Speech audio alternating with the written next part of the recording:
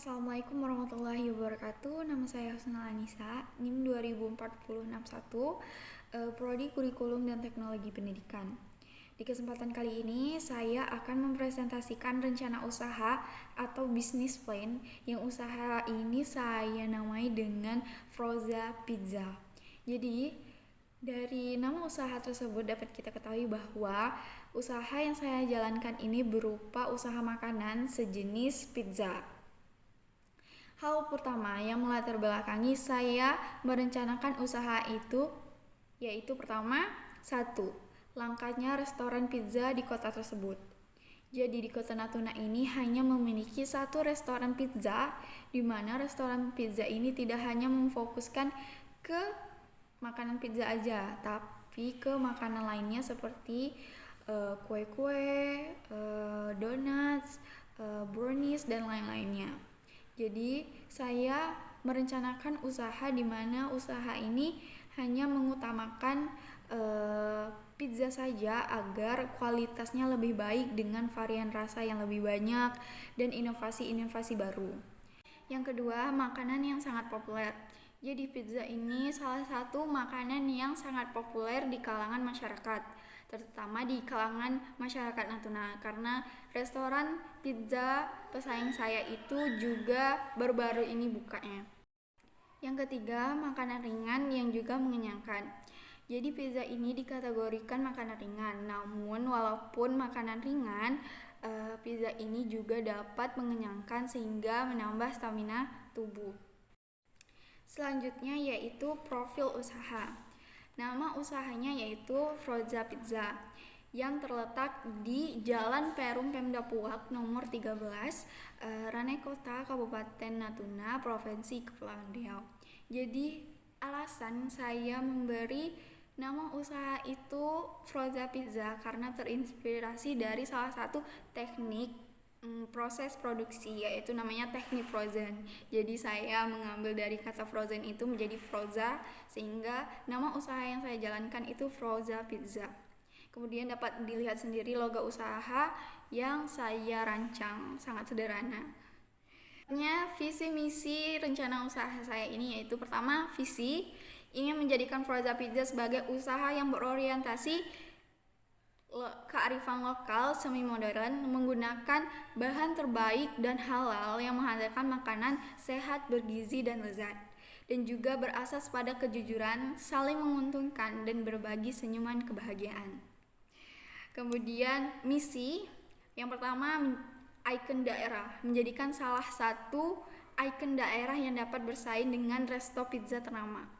Yang kedua, pelayanan prima, memberi pelayanan prima, jujur, dan menebar kebahagiaan. Yang ketiga, berinovasi, selalu berinovasi dalam cita rasa dan penampilan produk.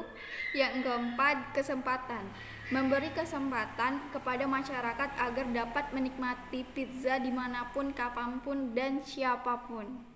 Kemudian yaitu struktur organisasi. Yang pertama itu ada presiden, pemimpin dari perusahaan yaitu saya sendiri, Husnul Anissa. Yang kedua, manajer produksi yang bertanggung jawab pada proses produksi yaitu karyawan 1. Kemudian manajer pemasaran dan distribusi yang bertanggung jawab ke pemasaran produk dan distribusi produk yaitu karyawan 2. Masuk ke ringkasan eksekutif, yang pertama substansi produk. Jadi pizza itu sendiri adalah makanan khas Italia yang berbentuk bundar, kemudian diolesi saus, ditaburi keju, dan diberi topping dengan varian rasa. Sekarang itu pizza banyak yang mengikuti selera lidah orang Indonesia, sehingga bahan baku pembuatan pizza juga bahan-bahan lokal, sehingga dapat dipatok dengan harga yang relatif lebih murah. Kemudian masih di ringkasan eksekutif yaitu tampilan produk. Dapat dilihat sendiri produk yang saya bikin sendiri itu pizzanya dengan ukuran pen 20. Ini digambar itu toppingnya jagung dan sebelahnya itu toppingnya sosis. Jadi saya memiliki 2 varian pizzanya. Yang pertama original yang warna putih, yang kedua varian black pizza. Kemudian masih di ringkasan eksekutif, bagian fungsi produk, adapun kelebihan lainnya yang sekaligus menjadi fungsi dari produk yaitu pertama, bahan produk sangat mudah diperoleh di pasaran. Kedua, produk tidak menggunakan bahan kimia atau pengawet. Yang ketiga, dapat dikonsumsi dari berbagai kalangan dan usia karena bahan-bahannya bahan lokal, jadi harganya juga relatif lebih murah. Yang keempat, produk dapat dijadikan cemilan atau makanan yang cukup mengenyangkan. Aspek pemasaran. Yang pertama yaitu sasaran pemasaran. Daerah pemasaran yang saya tuju yaitu daerah saya sendiri di Ranai Kota, Kabupaten Natuna, Provinsi Kepulauan Riau. Selanjutnya, situasi pasar di daerah saya itu seperti yang saya bilang tadi, usaha pizza hanya ada satu di Natuna, jadi persaingannya tidak terlalu ketat. Masuk ke strategi pemasaran. Yang pertama, produk. Proza Pizza menawarkan dua varian, Black Pizza dan juga original pizza. Black Pizza itu belum ada di Natuna yang bikin Black Pizza. Terus kemudian pizza yang saya tawarkan itu memiliki lebih banyak varian topping-topping yang beragam seperti jagung, jamur, sosis. Namun ada salah satu topping yang belum ada juga di Natuna yaitu smoked beef. Selanjutnya, setiap usaha itu memiliki keunggulan dan kekurangannya masing-masing. Yang pertama, kami menyajikan pizza dengan dua varian. Yang pertama original, yang kedua black pizza. Jadi black pizza itu menggunakan tambahan bubuk charcoal khusus untuk makanan sehingga rotinya itu berwarna hitam. Ini menjadi suatu keunikan tersendiri pada produk kami. Yang kedua, daripada pesaing, kami menawarkan lebih banyak varian topping yang berbeda-beda. Yang ketiga, kami memiliki jasa pesan antar secara online dengan bebas ongkir. Jadi si kurirnya itu memiliki box pizza, boxnya itu bisa muat 5-6 kotak pizza. Jadi di dalam box tersebut dapat menjaga suhu dari pizzanya sehingga saat pizzanya sudah sampai ke konsumen itu masih dalam keadaan hangat.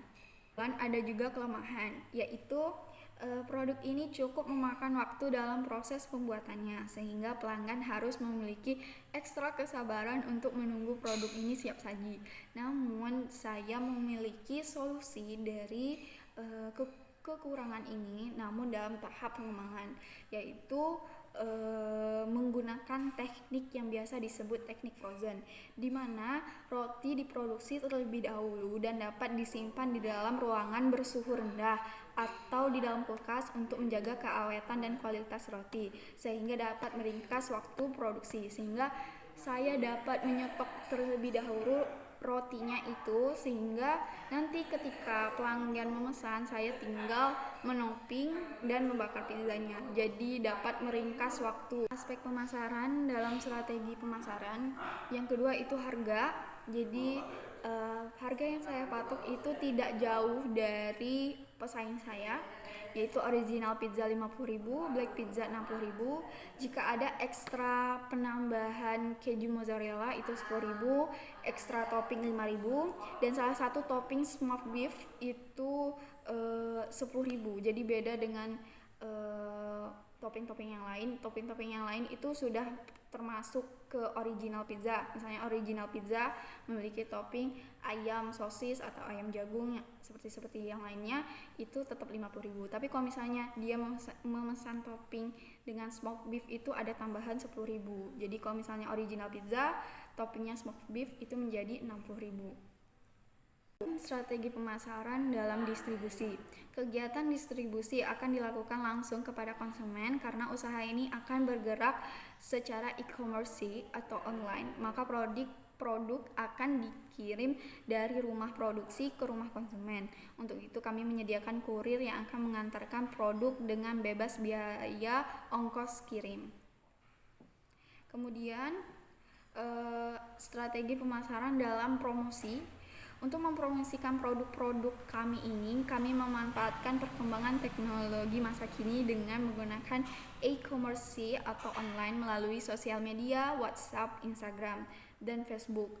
Saat ini, fitur-fitur di media sosial sudah sangat canggih dan membantu para wirausahawan dalam mempromosikan produk seperti Facebook yang ada fitur marketplace. Instagram juga memiliki fitur marketplace. Kemudian masuk pada aspek produksi pengadaan bahan baku. Pengadaan bahan baku mencakup tepung terigu, ragi, mentega, saus sosis, jamur, daging, keju, oregano, daun parsley, dan lain-lain, dan juga sumber pasokan bahan baku melalui toko persediaan bahan kue, pasar, dan supermarket. Jadi tabelnya tidak bisa dimasukin karena terlalu banyak. Ringkas saja, ini total biaya pengadaan bahan baku sebesar Rp3.046.000. Selanjutnya, kebutuhan sumber daya produksi. Yang pertama, sumber daya bangunan. Jadi bangunannya sendiri itu memakai rumah pribadi, jadi tidak ada biaya sewa atau biaya apapun. Kemudian kebutuhan sumber daya produksi dalam sumber daya peralatan bisa dilihat sendiri. Peralatan-peralatan yang dibutuhkan seperti oven, mixer, loyang, timbangan, pisau pizza, gelas takar, spatula, dan lain-lain. Semua biayanya dalam pengadaan peralatan sebesar Rp4.460.000. Kemudian kebutuhan sumber daya produksi pada sumber daya tenaga kerja, saya membutuhkan 2 karyawan dalam proses produksi, yaitu dengan upah per orangnya yaitu Rp1.200.000 dengan tunjangan per orang Rp100.000, sehingga total biaya tenaga kerja itu Rp4.600.000. Kemudian aspek produksi dalam proses produksi. Adapun cara atau proses produksi dalam pembuatan frozen pizza yaitu pertama, menyiapkan alat dan bahan. Kedua, mencampurkan bahan adonan roti pizza seperti tepung, telur, larutan ragi, dan sedikit garam pada mixer. Yang ketiga, setelah tercampur rata, proofing adonan pada ruangan tertutup selama 1 jam agar adonan mengembang. Kemudian setelah itu roll adonan berbentuk pipis sehingga cetak pada loyang berbentuk bulat. Yang selanjutnya kemudian bakar pizza setengah masak, lalu angkat dan diamkan hingga dingin.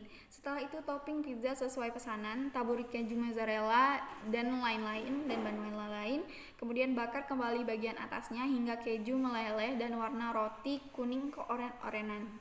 Kemudian angkat lalu oleskan mayones atau saus sesuai pesanan.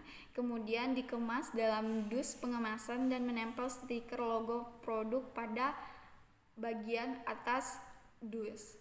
Kemudian produk dapat diantar ke rumah konsumen. Selanjutnya perkiraan jumlah produk. Jadi 180 pen ini per bulan akan terus mengalami peningkatan sesuai permintaan pada konsumen. Kemudian penganggaran biaya produksi dapat kita lihat sendiri di sini.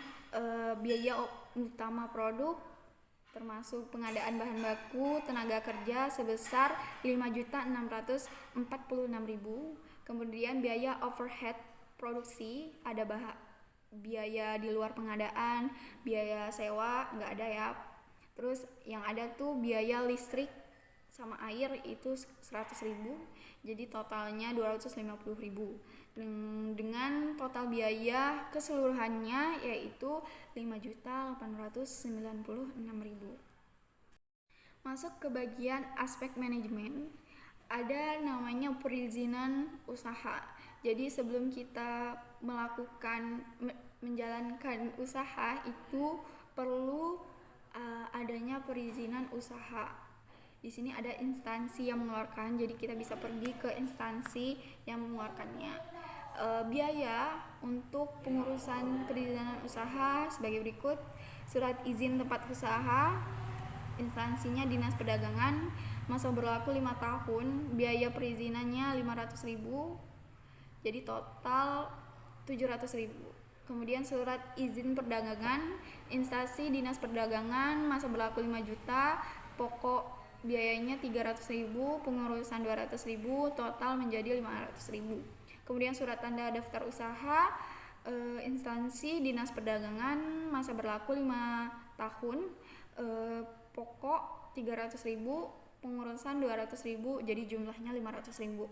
Kemudian surat izin Dinas Kesehatan, instansinya Dinas Kesehatan, masa berlaku 5 tahun, pokoknya 300.000, pengurusan 200.000, jumlah 500.000. Kemudian nomor pajak wajib pajak itu ke kantor pelayanan, masa berlaku 5 tahun, pokoknya 350.000, pengurusan 200.000, jadi jumlah 550.000. Kemudian pajak bumi dan bangunan, instansi Dinas Pendapatan Daerah, masa berlaku 1 tahun, pokok 2 juta rupiah, pengurusan 200.000 dengan jumlah 2.200.000. Jadi total biaya perizinan usaha itu mencapai 4.950.000. Aspek manajemen, yaitu manajemen.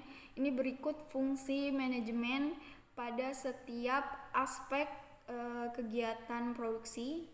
Yang pertama itu investasi, yang secara langsung berkaitan dengan perencanaan, pengorganisasian. Kemudian pengadaan bahan yang berkaitan langsung pada perencanaan, pengorganisasian, pengarahan, pengawasan. Kemudian perekrutan tenaga kerja berkaitan dengan perancangan, perorganisasian, penyusunan staf, pengarahan, pengawasan. Yang keempat produksi, itu berkaitan dengan perencanaan, pengorganisasian, penyusunan staf, pengarahan, dan pengawasan. Yang kelima pemasaran berkaitan dengan perencanaan, pengorganisasian, penyusunan staf, pengarahan, dan pengawasan. Yang terakhir pengendalian dampak lingkungan berkaitan dengan perancangan, pengorganisasian, penyusunan staf, pengarahan, dan pengawasan. Jadi setiap fungsi dari manajemen itu selalu berkaitan dengan segala kegiatan-kegiatan produksi pada jalannya usaha. Kemudian masih di aspek manajemen, penganggaran, organisasi, dan manajemen. Dapat dilihat di sini yang pertama gaji pemimpin usaha yaitu 1.800.000. Yang kedua perlengkapan organisasi seperti kwitansi, alat tulis, buku tulis, masing-masing ada 30.000, 50.000, dan 50.000. Yang ketiga biaya perizinan usaha itu 4.950.000. Kemudian keempat biaya peralatan ada meja 2 unit 600.000, kursi 2 unit 400.000, laptop 1 unit 3.500.000, wifi 1 unit 315.000. Biaya rekening air 70.000, listrik 300.000, wifi per bulannya itu 350.000. Total biaya penganggaran organisasi dan manajemen itu 12.415.000. Kemudian masuk ke aspek pengendalian dampak lingkungan. Itu ada 3. Yang pertama padat, cair, dan gas. Yang pertama padat, itu jenis limbahnya berupa kulit bawang bombay, tangkai paprika, dan kemasan bahan seperti tepung terigu, ragi, sosis, smoked beef, jagung, jamur, keju, dan wijen. Kemudian cair, limbahnya berupa air bekas pencucian bahan baku dan peralatan. Kemudian gas, jenis limbahnya berupa penguapan gas.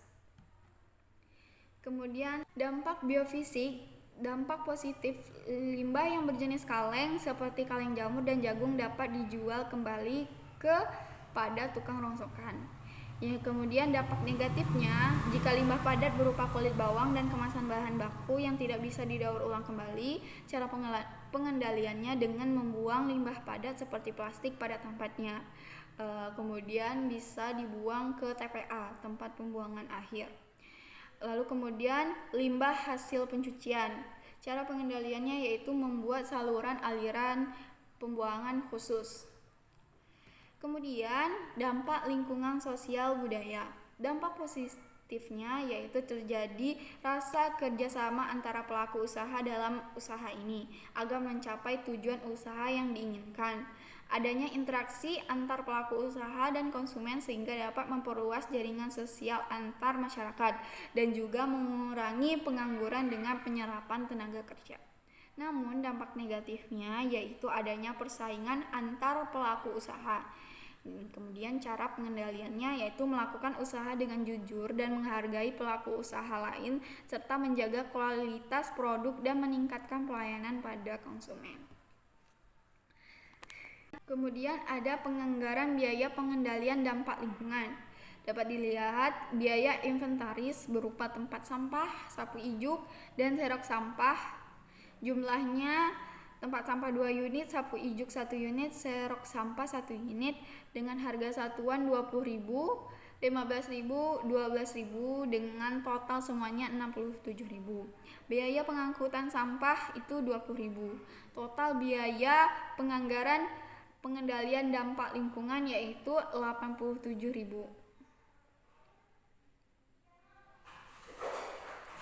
Terakhir masuk ke aspek keuangan.